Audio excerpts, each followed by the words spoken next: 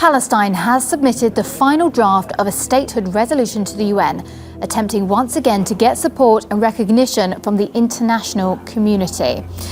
It requests statehood by 2017, along with ending Israeli occupation and settlements on Palestinian territories. It calls for negotiations based on territorial lines drawn up in 1967, when the West Bank and East Jerusalem weren't controlled by Israel. The resolution sees East Jerusalem as the future capital of the Palestinian state. It also suggests having a third party to oversee its implementation and Israel's withdrawal. We had hoped that the Security Council would today adopt the draft Arab resolution because the Council bears both the legal and moral responsibilities to resolve the Israeli-Palestinian conflict, which is the crux of the conflict in the Middle East. Today's staged confrontation in the UN Security Council will not bring the parties closer to achieving a two-state solution. We voted against this resolution not because we are indifferent to the daily hardships or the security threats endured by Palestinians and Israelis, but because we know that those hardships will not cease and those threats will not subside until the parties reach a comprehensive settlement achieved through negotiations.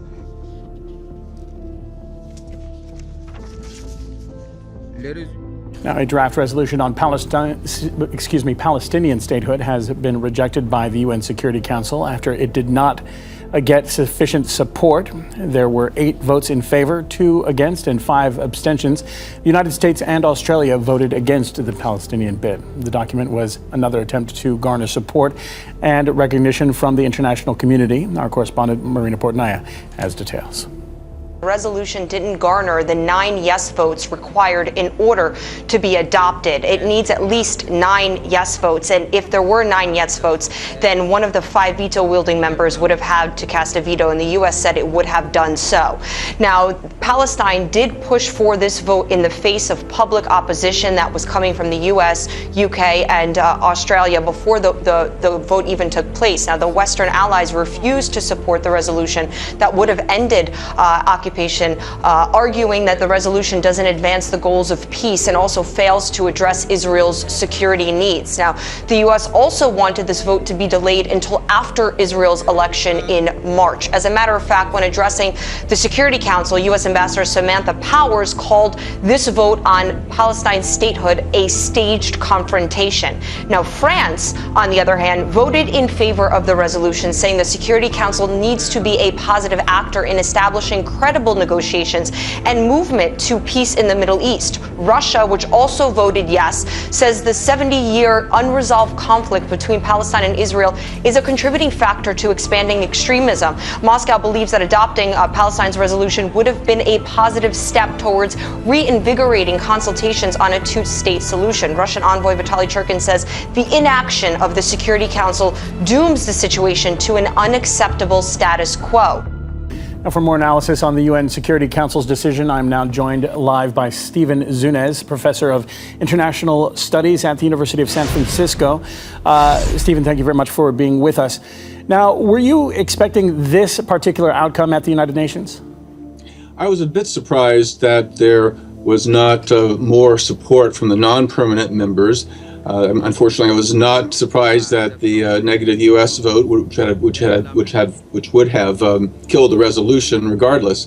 But the United States has put a lot of pressure on some of the poorer countries dependent on USA, like Rwanda and others, to abstain, thus failing to get the 9 votes needed for it to pass without a veto.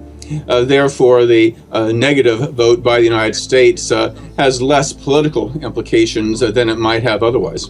Well, kind of speaking to that particular aspect of the vote, the U.S., as you mentioned, did not have to use their vote in the end. Do you think that this was a significant victory for Washington?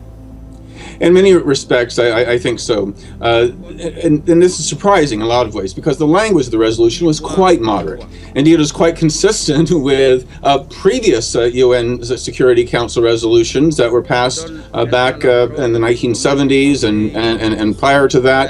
This idea that the inadmissibility of the expansion of territory by force, that the colonization, that is these illegal settlements of territory under foreign belligerent occupation is a violation of international law.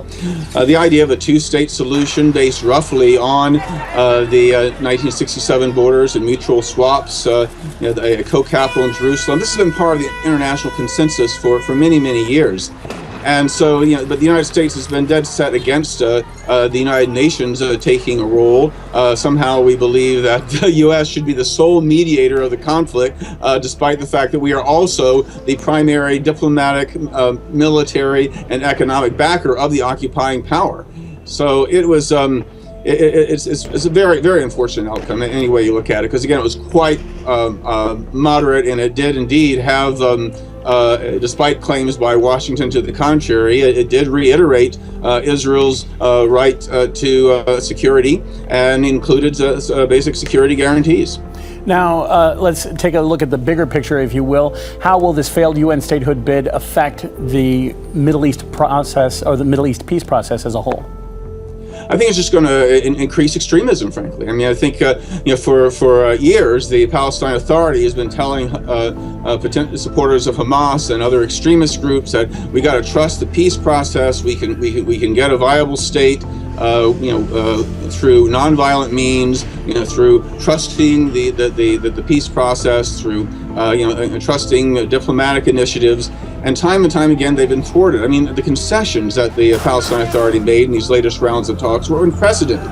And yet Israel rejected it outright. And what the United States did was try to blame both sides, when virtually every objective observer argued the blame should have been given almost exclusively to Israel. And the U.S. also started adding demands. For example, that the PA recognize Israel as a Jewish state, something they did not demand of Egypt and Jordan in their peace agreements, something the U.S. did not, previous administrations did not demand of the Palestinians. Indeed, I don't know of any time in history that a peace agreement has been conditioned on one side explicitly recognizing the ethnic or religious identity of the other.